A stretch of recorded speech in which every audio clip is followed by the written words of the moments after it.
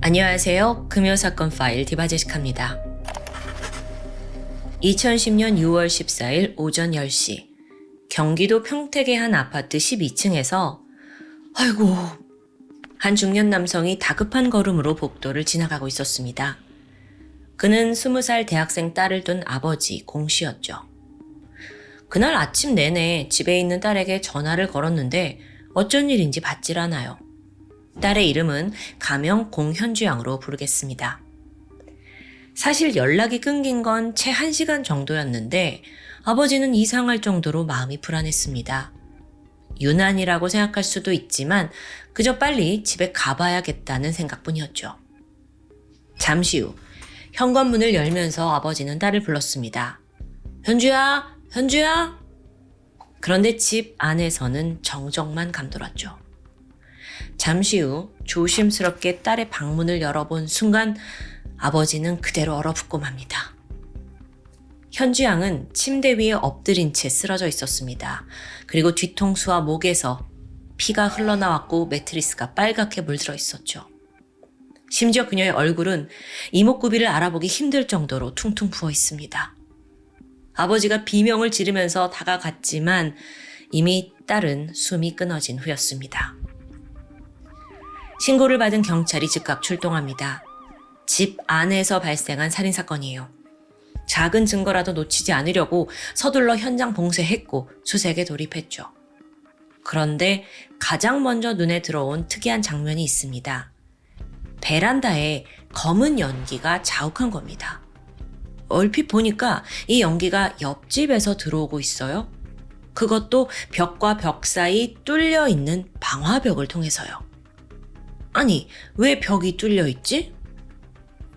그 옆집에는 김 씨 부자가 살고 있었습니다. 아버지는 일이 바쁜지 잘 들어오지 않았고 18살 아들 김군이 혼자 지내는 날이 많았다고 해요. 자, 그렇다면 지금 벽 하나를 사이에 두고 한 집에서는 살인이, 바로 옆집에서는 화재가 난 걸까요? 김군의 신변을 걱정한 경찰이 서둘러 옆집으로 가서 문을 두드렸는데 응답이 없습니다. 어쩔 수 없이 강제로 문을 열었죠. 뜨거운 열기가 쏟아집니다. 그리고 작은 방에서 침대와 책상이 불에 타고 있었어요. 천만다행히도 화재가 빠르게 진화되면서 피해는 막습니다. 이어서 경찰이 집안 곳곳을 확인했는데 그 어디서도 김군의 모습은 보이지 않았습니다. 다음으로 경찰은 아파트 복도에 설치된 CCTV를 확인합니다. 범인이 창문을 타고 온 게 아니라면 분명 영상이 찍혀 있겠죠. 근데 공 씨네 집으로 들어가는 사람 그 누구도 찍혀 있지 않아요. 분명 현주 양은 집에 혼자 있었는데 그럼 누구지? 이 대목에서 노련한 저희 시청자분들은 이미 눈치를 채셨을 겁니다. 충격적이게도 범인은 옆집에 살고 있던 18살 김군입니다. 그런데요, 이 소식을 들은 주민들은 도저히 상황을 이해하기 힘들었어요. 사망한 현주 양과 김군 사이에는 옆집 사는 거 외에는 별다른 접점이 없습니다. 오며 가며 했던 것도 아니고 그냥 마주치면 인사하는 정도였어요. 뿐만 아니라 김군은 고등학교 1학년 때 자퇴를 한 이후 줄곧 집안에 틀어박혀 히키코모리 생활을 했습니다. 게임과 인터넷에 빠져 살았죠. 그런데 왜? 왕래도 없던 옆집 대학생 누나를 왜 살해했냐고요. 한편 도주했던 김군은 3일 만에 체포됩니다. 무슨 이유에서인지 현장 주변을 떠나지 못하고 결국 맴돌다가 잡힌 거예요. 순순히 범행 일체를 자백하는데 경찰이 왜 죽였냐 범행 동기를 묻자 다소 어이없는 대답이 돌아옵니다. 제가 아빠한테 불만이 있어서 홧김에 방에 불을 질렀어요. 그래서 옆집으로 도망갔는데 누나가 절 보고 놀라서 소리를 지르잖아요. 그래서 죽였어요. 네? 이게 지금 무슨 아무 연관성 없는 얘기예요? 여러분, 지금부터 들려드릴 내용은 온전히 김군의 진술에 의존한 스토리입니다. 특히나 그는 아버지에 대한 피해 망상이 좀 섞여 있기 때문에 감안해서 들어주시길 바랍니다. 김군은 어릴 적 부모님이 이혼한 뒤 아버지와 단둘이 살게 됩니다. 하지만 부자 사이가 결코 순탄치 않았어요. 기억 속의 아버지는 항상 자신을 나무랬는데 특히나 아들의 외모를 노골적으로 비난했다고 합니다. 너는 왜 이렇게 얼굴이 하얗냐? 피부는 왜 이리 고와? 손발까지 남자가 이렇게 연약해 보여서 되겠어? 막 헐뜯는 거예요. 이런 반복된 폭언에 김구는 점점 위축됐죠. 어느덧 거울을 보지 못할 정도로 심각한 외모 컴플렉스에 시달렸는데요. 게다가 가정폭력은 말로만 끝나지 않았습니다. 아버지가 수시로 매를 들고 폭행을 휘둘러요. 그러니까 김군한테는 아버지가 자기를 괴롭히는 괴물이자 증오의 대상이 되어가고 있었던 거죠. 이런 불안정한 정신 상태는 학교 생활에도 고스란히 영향을 미칩니다. 김군이 항상 말도 없고 위축되어 있어요. 그러니까 가까이 지내고 싶은 친구도 없고요. 그렇다고 공부를 또 잘한 건 아니라서 학교 자체에 별다른 의미를 갖지 못했다고 해요. 그러자 아버지는 으이그 정신이 빠져가지고는 아들이 나약하다고 또 비난했고 폭행으로 이어집니다. 그러다가 결국 사건 하나가 벌어지는데요. 3년 전인 2007년 9월 또다시 시작된 아버지의 폭언 그리고 폭행에 참다 못한 김군이 문을 걸어 잠그고 방 안에 틀어박히게 돼요. 화가 난 아버지가 열쇠공을 불러서 문을 따게 되는데 이때 김군은 아버지한테 내가 두들겨 맞을 바엔 차라리 죽는 게 낫겠어. 그래서 아파트 12층에서 시도를 합니다. 근데 마침 이때 화단 나무에 걸려서 떨어진 거예요. 천만다행으로 목숨을 건졌죠. 갈비뼈가 부러지는 정도로 끝이 나요. 정말 아찔하죠. 이 사건이 있는 직후 김군은 세상에 내 뜻대로 되는 게 아무것도 없다라는 사실에 더 분노합니다. 아버지와의 싸움은 더 격해졌고 끝내 아버지 말 무시하고 고등학교를 자퇴하기로 해요. 2010년 3월 아버지는 또다시 아들에게 손찌검을 했습니다. 근데 이제 18살이나 된 김군 또한 지지 않아요. 그럼 막 공격적으로 나왔고 죽여버리겠다면서 소리를 질렀죠. 이런 날뛰는 아들을 보다 못한 아버지는 질린다 난 더 이상 못 버티겠다 하면서 짐을 싸가지고 회사 기숙사로 거처를 옮겨갑니다. 그렇게 김군은 혼자 남겨진 거죠. 아버지가 한 달에 한 번 생활비 겸 용돈으로 돈을 보내줬다고 해요. 하지만 부자 사이에 연락은 일체 없었고요. 그런 상황이 된 지 3개월 만에 살인사건이 발생한 겁니다. 다시 현실로 돌아와서 범인 김군은 조사를 받을 당시 눈에 살기가 가득했어요. 과거를 회상하다가 막 격하게 분노를 쏟아냈고요. 지금까지 들어본 바에 따르면 아버지가 좀 처신을 잘 못한 것 같아요. 아무리 18살 아들이지만 혼자 두는 건 너무 무책임하니까요. 그런데 또 경찰 입장에선 범행 상황에 대한 김군의 진술이 어딘가 좀 납득하기 힘들었습니다. 들어보면 자기 집에 불나서 몸 피하려고 방화벽 뚫고 옆집으로 갔는데 누나가 소리를 질러서 죽였다는 거잖아요. 근데 그때 그냥 집에 불이 났다라는 사정을 설명하면 되지 않았을까요? 굳이 왜 죽였을까요? 게다가 우발적인 살인이라면 그 흉기는 사건이 발생한 현주양 집에 있어야 하는 게 맞습니다. 근데 알고 보니까 김군이 자기 집에 있던 마체테, 칼을 챙겨간 거예요. 심지어 이 칼이 날 길이만 30cm, 무시무시한 칼입니다. 일반 가정집에 있을 물건이 아니었고요. 알고 보니까 1년 전 인터넷으로 이 칼을 구매했더라고요. 이쯤 돼서 경찰은 다시 현장을 살펴봅니다.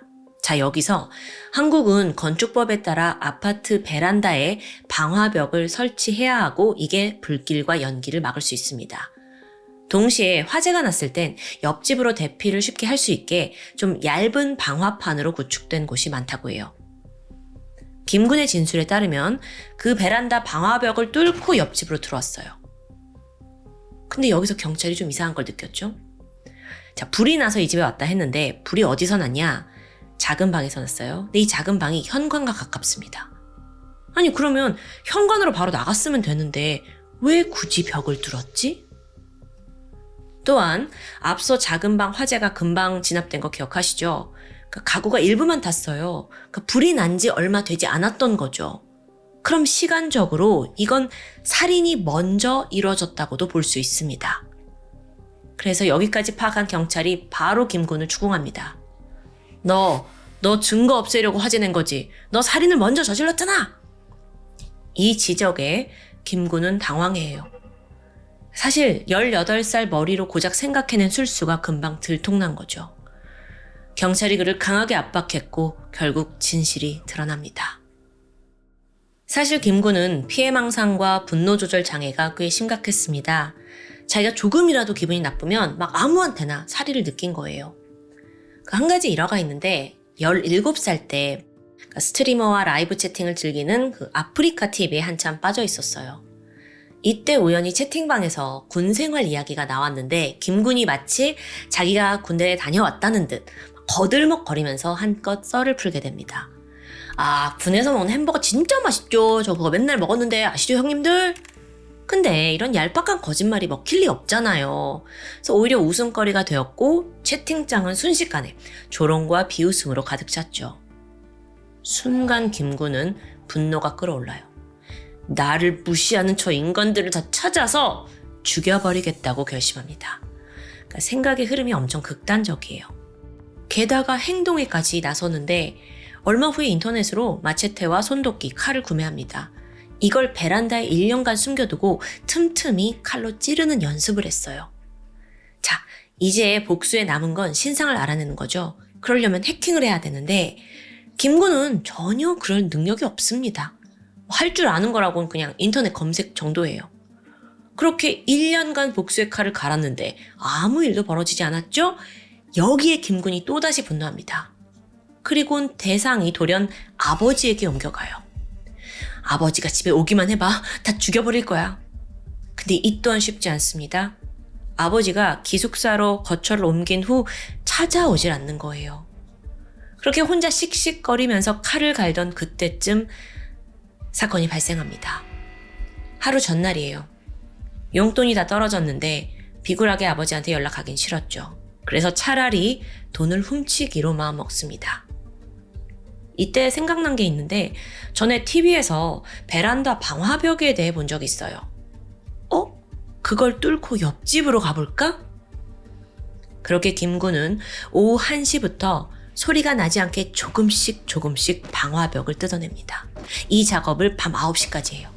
그리고 드디어 몸이 들어갈 정도의 구멍이 만들어졌고요. 사건 당일 아침 9시 그는 분홍색 반팔티를 입고 칼을 챙겼습니다. 마체테요.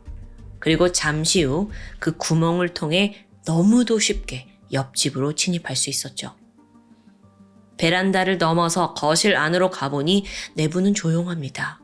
아무도 없구나. 안심한 그는 들고 온 마체테를 잠시 소파 위에 올려두고 경계를 풀면서 거실을 쭉 둘러봐요. 돈이 좀 될 만한 물건을 찾으려고 여기저기 뒤지고 있던 중이었는데 작은 방 침대에 누워있던 현주양이 이 광경을 목격합니다. 집에서 자다가 일어났는데 웬 남자가 어슬렁거리고 있는 거예요. 너무 놀라서 비명을 크게 질렀죠? 이때 당황한 김군이 바로 그녀를 덮치더니 얼굴을 잡고 주먹으로 마구 폭행해요. 김군 입장에서는 목격자가 있다는 게 너무 두려웠던 거예요. 그런데 그렇다고 살려둘 수도 없었죠. 그래서 재빨리 거실로 가서 마체테를 들고 오더니 주저없이 현주양의 머리에 내려찍었습니다.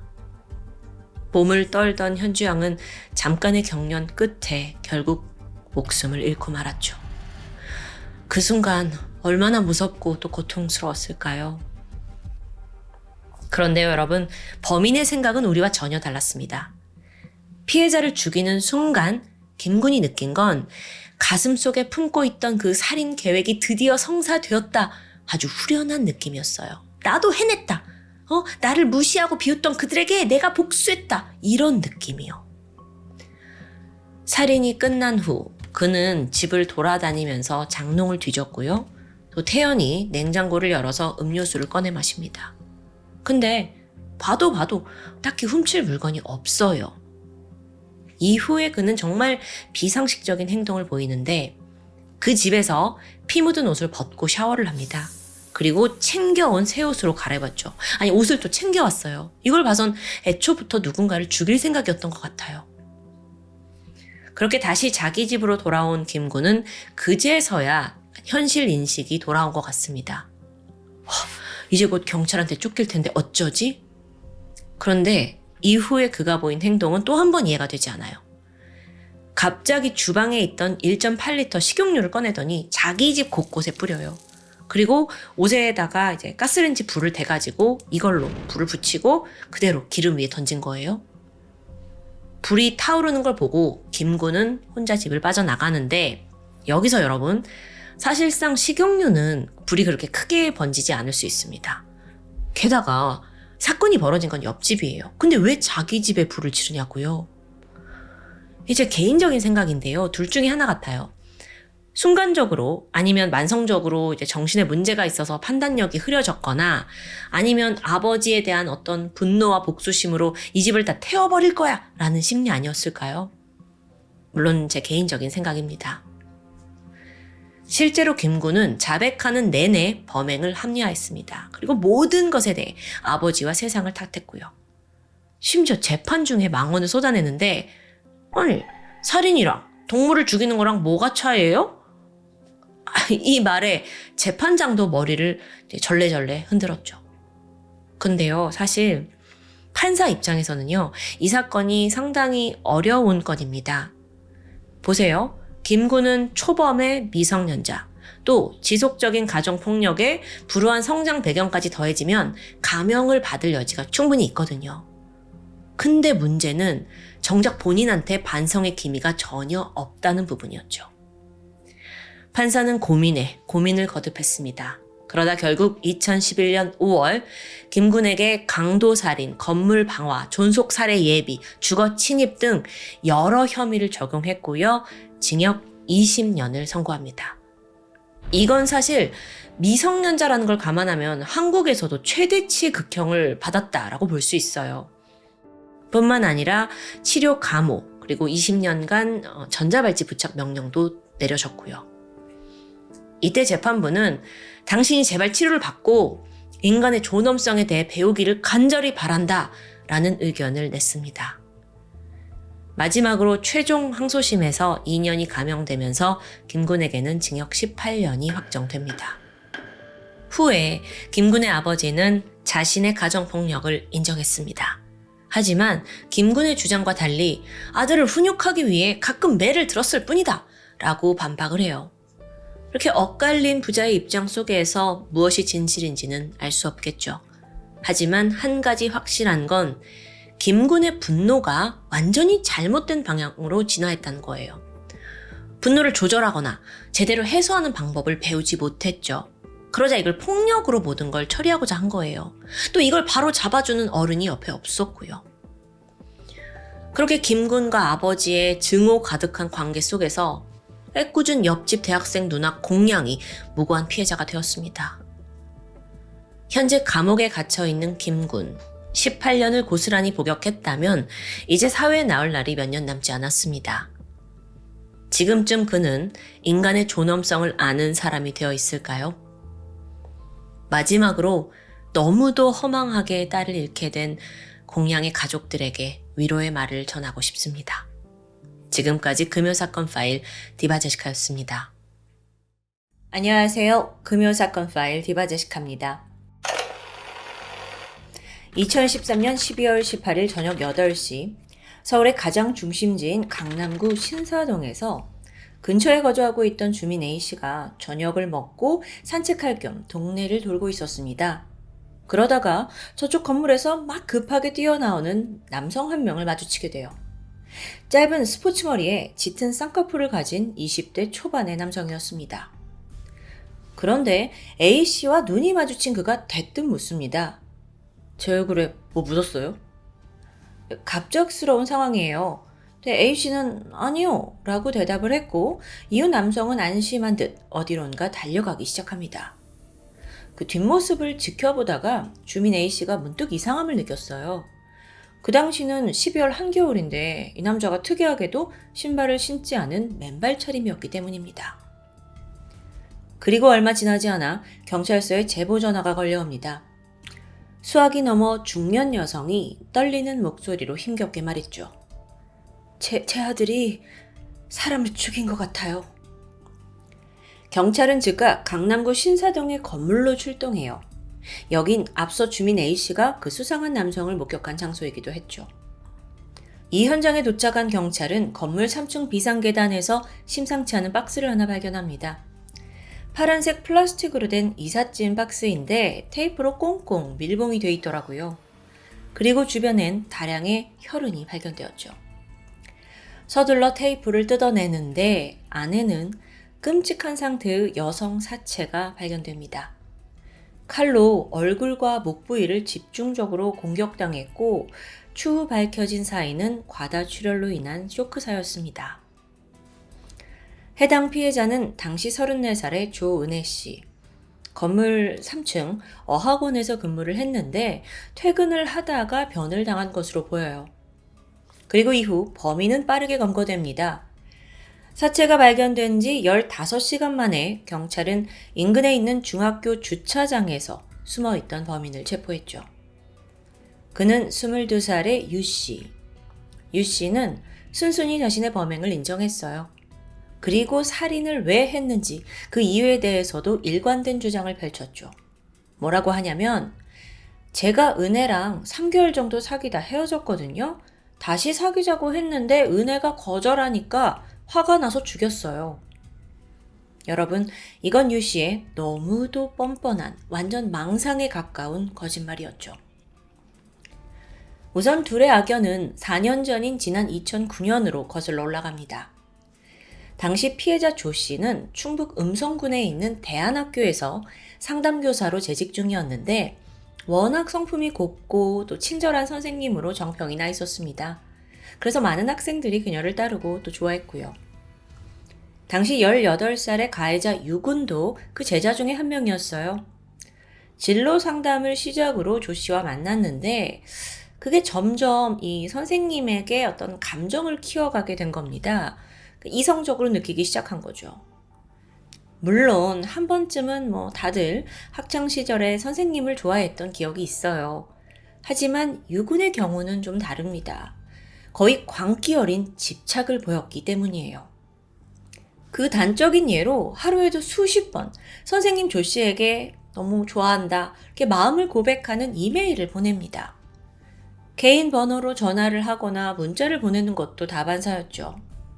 이게 꽤 무례하잖아요. 근데 이제 선생님은 얘가 어려서 그러려니 하면서 좀 잘 달랬다고 해요. 근데 유구는 선생님한테 답이 없으면 급폭발하면서 막 욕설을 날리는 거예요. 도를 완전히 넘은 거죠. 게다가 퇴근길에 그녀의 집을 따라오기도 합니다. 선생님은 최대한 점잖게 나무랐어요. 너와 나는 선생과 제자지 이런 관계가 될 수 없단다. 난 너한테 제자 이상의 감정이 없어. 설득을 했지만 유군의 감정이 좀처럼 사그라들지 않습니다. 이건 거의 스토킹에 가까웠죠. 결국 참다 못한 선생님은 학교에 이 사실을 알리게 되거든요. 그리고 바로 유군의 부모에게도 이 사실이 전달되죠. 결국 그 학생은 이걸 계기로 학교에서 자퇴하게 되는데 이게 스토킹을 막을 수 있는 해결책은 아니었습니다. 유군이 자퇴한 후에도 선생님에 대한 집착을 멈추지 않았으니까요. 그러던 2011년 2월 유군은 이번에 학교 측에 직접 이메일을 보냈어요. 그 안에 자신이 사실 조 선생님과 교제를 하고 있었다라는 허위 사실이 담겨 있습니다. 동시에 선생님한테도 막 수백 통의 이메일을 보내는데 여러분 그 제목이 아주 가관입니다. 너는 내 아기를 가져야 한다. 이게 이메일 제목이었으니 내용은 안 봐도 뻔하죠. 결국 조 씨는 극심한 고통을 호소하다가 이걸로 이제 정신과까지 다니게 돼요. 그러면서도 너 계속 이러면 내가 경찰에 신고한다 라고 따끔하게 경고했어요. 근데 유구는 멈추지 않았고 끝내 넘지 말아야 할 선을 넘고 말았죠. 2월 8일입니다. 그날 사건이 발생했는데 유군이 이 선생님 집 앞에서 기다립니다. 근데 이때 손에는 20cm짜리 쇠막대기가 들려 있었죠.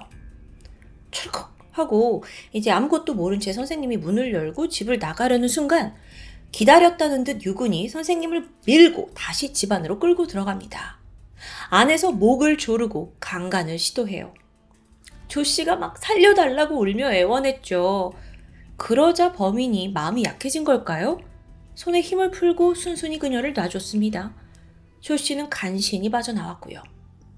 그런데 이때 사실 이거 명백한 강간 미수범죄잖아요. 바로 신고를 했으면 좋았겠지만 조 씨는 그래도 선생님이라 이 일로 어린 제자가 전과자가 되는 게 너무도 마음에 걸렸습니다. 늘 배려하고 베푸는 걸 미덕으로 삼았던 사람이에요. 결국 그녀는 신고하는 대신에 유군의 부모와 만나서 좀 부딪혀보기로 결심합니다. 만나서 지금 아드님이 정상이 아니다. 나한테 이런 위협을 했다. 바로 병원에 데려가야 한다. 라고 권유했죠. 자기를 성폭행하려고 했던 학생을 용서하고 미래를 걱정해 준 건데 대단하죠. 다행히 부모 또한 행동에 옮겼습니다. 2월 16일, 그러니까 사건 일주일 만에 한 대학병원으로 아들을 데리고 가요. 정신과에 갔죠. 그랬더니 망상장애를 진단받는데요. 상담을 해보니까 이 유고는 선생님도 나를 좋아하고 있다라고 완전히 단단히 착각에 빠져 있었어요. 이후 즉각 입원 치료가 시작됐고 3개월이 지나 유고는 퇴원합니다. 그리고 2011년 5월 유고는 미국행 비행기에 올랐습니다. 그러니까 부모가 아예 아들을 멀리 떨어진 미국에 보내기로 한 거예요. 이건 유군 집안이 어느 정도 부유해서 할 수 있었던 대처였겠죠. 근데 이게 도피 유학? 아니 좀 회피 유학 같습니다.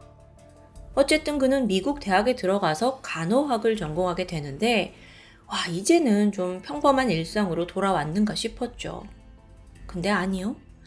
실상은 정반대였습니다. 오히려 그는 아무런 감시도 방해도 없는 이 타국에서 조 선생님에 대한 망상, 집착을 더 키워나가요. 어떤 방식이었냐면 매일매일 이 조 씨의 SNS를 스토킹합니다. 누굴 만났는지, 뭘 하는지, 누구와 친한지 다 일상을 훔쳐봤죠. 근데 이게 지속되면서 이 유 씨가 어느새 내 인생이 저 선생님 때문에 불행해졌다라고 믿게 된 거예요. 완전 망상에 망상을 더하는 거죠. 그러던 2013년 7월 유학 2년 만인데 잠시 그가 한국에 방문을 합니다. 그리고 이때 동창회에 참석해요. 오랜만에 만난 친구가 뜻밖의 이야기를 전했죠. 이게 어쩌면 사건의 발단이라고 볼 수 있는데요. 야야, 너 들었냐? 조 선생님 결혼한대. 근데 여러분 사실 이건 사실이 아니었습니다. 이 친구가 유 씨가 여전히 선생님을 계속 좋아하니까 이게 좀 위험하니까 마음을 좀 접길 바라는 마음에서 일부러 거짓말을 흘린 거예요. 근데 이걸 들은 유 씨는 곧장 얼굴이 빨개지면서 막 손을 부들부들 떨었습니다. 포기할 마음이 아니라 엄청난 분노에 휩싸인 겁니다. 자기는 미국에서 생고생을 하면서 이렇게 불행하게 선생님 SNS나 엿보고 사는데 그녀가 다른 남자와 행복하게 결혼을 한다? 나는 이 꼬라진데? 그때부터 또다시 이메일 테러가 시작돼요. 7월 말부터 11월 중순까지 보낸 이메일만 약 400통. 근데 그 내용도 너무 끔찍하죠. 주로 너를 강간하고 싶다. 너는 내 여자다. 정말 입에 담지 못할 이야기들입니다. 심지어 그녀의 SNS에도 흔적을 남겨요. 방명록에다가 온갖 협박, 악담 남겼죠. 내가 널 기필코 죽일 거다. 또 이런 얘기도 있었어요. 은혜쌤 어디에 있을까? 꼭꼭 숨어라. 머리카락 보인다. 그러면서 동시에 자기 SNS 계정에다가 영화 살인의 추억 포스터와 함께 그녀를 찾아내 반드시 죽이겠다는 다짐을 남겨둡니다. 선생님 조 씨도 이걸 봤어요. 너무 불안했고 결국 SNS를 탈퇴하게 되는데요. 이후 유 씨가 더 집요해집니다. 다른 사람인 척하면서 조 씨의 지인들에게까지 연락을 했어요.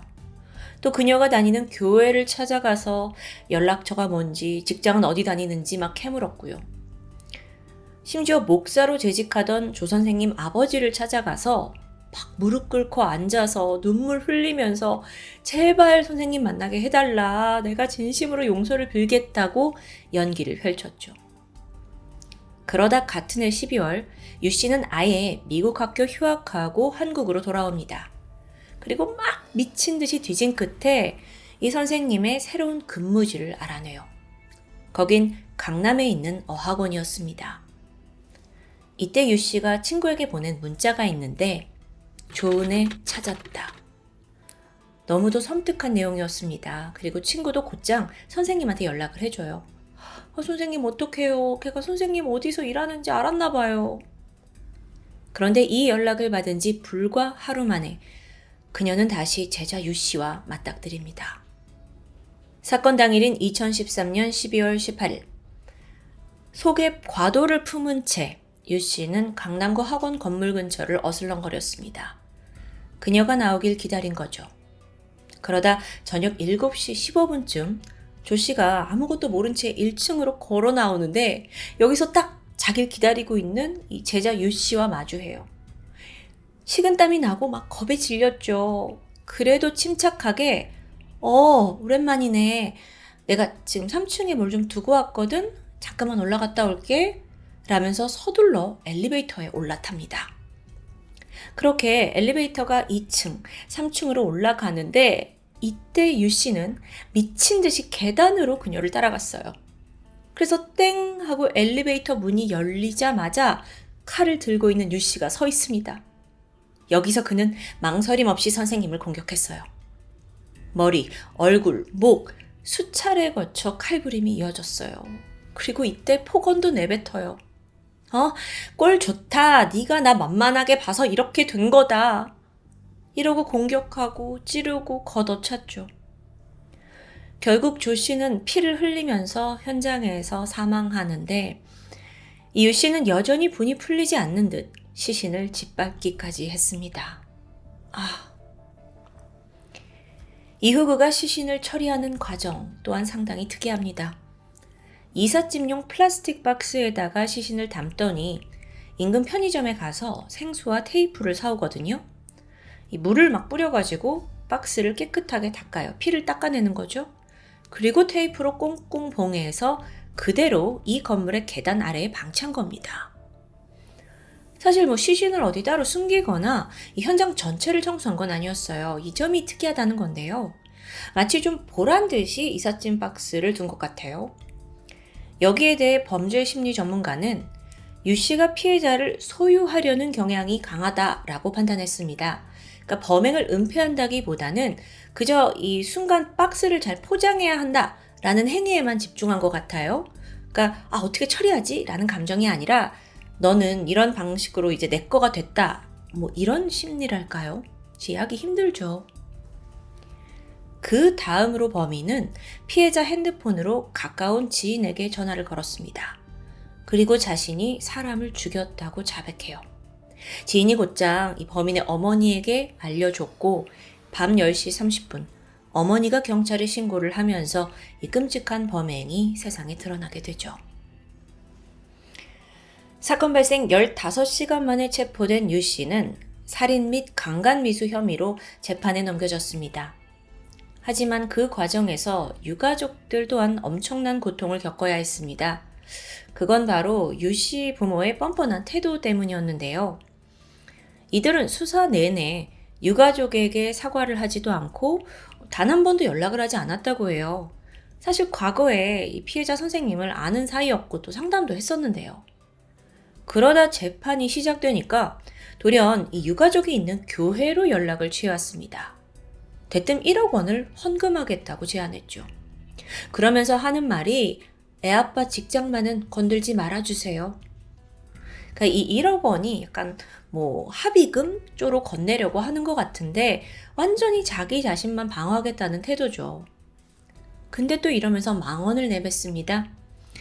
숨진 피해자 조 씨가 순교를 한 거다? 이런 말을 했다는 거예요. 이건 부모도 제정신이 아닌 거야. 유가족 측은 분노했고 그쪽에서 온 제안 다 거절하면서 이후 연락은 끊겼습니다. 무슨 일이 있어도 선처를 베풀지 않겠다고 다짐했죠. 재판이 시작됩니다. 그러자 범인 유 씨는 심신미약을 주장해요. 네, 예상했던 대로입니다. 그러면서 과거에 그 정신과 입원을 했었잖아요. 그 기록을 근거로 내세웠거든요. 뿐만 아니라 유 씨가 자폐 스펙트럼을 앓고 있으니까 형을 감해달라는 주장. 근데 전문가들이 이 사건 과정을 좀 들어보면 사실 그는 범행 과정 내내 굉장히 침착한 태도를 유지했습니다. 살해한 후에 편의점 가서 생수와 테이프 샀죠? 그 생수로 박스를 닦아낸 것 외에도 자기 몸에 묻은 혈흔도 닦아냈어요. 그리고 또 범행 후에 지나가는 행인한테 얼굴에 뭐가 묻었냐? 라고 묻기도 했고요. 물론 이런 모든 행동이 정상이라고만 볼 수는 없지만 그렇다고 심신미약으로 형을 감형해 줄 수 있을까요? 동시에 범인은 계속해서 반성문을 제출합니다. 이 내용을 좀 보면 부모가 어릴 때 나에게 사랑은 주지 않고 돈만 대줬다. 불우한 유년기 어필하는 거예요. 거기에 더해 남녀가 사귀다 보면 배신 당할 수도 있는데 내가 너무 과거에 얽매였다 라고 했죠. 아니 이거 아직도 자기가 피해자와 사귀었다고 착각하고 있는 거예요. 정작 이 반성문엔 잘못했다, 죄송하다 라는 말은 없었고요. 결국 2014년 7월 29일 그에게는 징역 35년, 위치 추적 장치 20년 부착, 성폭력 프로그램 200시간 이수 명령이 선고됩니다. 휴, 행여나 법망을 빠져나갈까 싶었는데 다행이에요. 참고로 그가 받은 징역 35년형은 당시로서는 유기징역에서 가장 최장기형이었습니다. 하지만 무기징역이 아니었다라는 건 유가족 입장에선 좀 안타까웠는데 왜냐면 무기징역에 비해서 아무래도 가석방을 받을 확률이 좀 높아지기 때문이죠. 여기에 대해서는 그의 자폐장애가 어느 정도 참작되었기 때문이라고 평가됩니다. 또 나이가 아직 어려서 교화의 가능성이 있을지도 모른다고 판단됐고요. 범인은 근데 이것마저도 억울하대요. 항소했지만 형은 그대로 확정되었습니다. 전 오늘 사건에서 유독 마음이 아팠던 게 수년에 거쳐 자기를 스토킹하고 또 강간까지 시도한 그 제자. 근데 또 제자라는 이유로 막 회유하려고 했다는 그 점이 전 너무 안타까워요. 그만큼 또 배려하는 조씨, 그분의 성향도 잘 이해가 되고요. 선생님으로서 그런 악독한 제자를 용서할 때 과연 어떤 마음이었을지 그 아량을 제가 감히 짐작할 수 없습니다. 그럼에도 불구하고 그 은혜를 살인으로 되갚은 범인. 아니 게다가 사건 이후에 아들만 보호하려고 했던 부모까지 그들에게 묻고 싶습니다. 선생님이 왜 그렇게 죽어야 했을까요? 아무리 생각해도 이유는 없습니다. 지금까지 금요사건 파일 디바제식합니다.